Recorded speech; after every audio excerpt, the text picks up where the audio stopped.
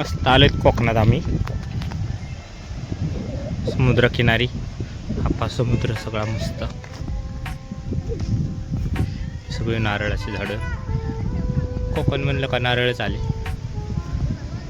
तर बघा हे आमचे अप्पू, दिदू, शिवम, गुड्डा बसलेत. जेवायला आणले वाटतं यांनी. वाव अप्पू, काय काय आणलं जेवाय आज? बघू काय काय आणलं बघू. बघा आता आपण काय काय जेवाय आणले. अप्पू सांगते एक एक स्टेप बाय स्टेप. देऊला दिलं तर देऊ बघा खातच नाही.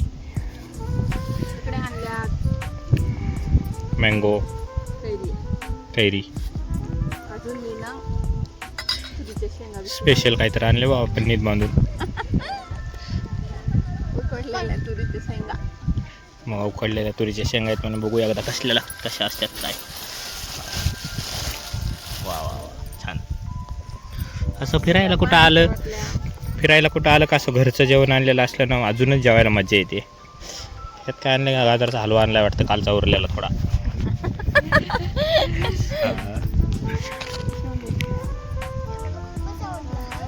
अरे यार पण आपली सावलीच गेली सगळी. चुकलं काय आपलं लोकेशन. स्पेशल शेंगदाण्याची चटणी माझ्यासाठी. सोबत वांग्याची भाजी, मटकी, चपाती, दही.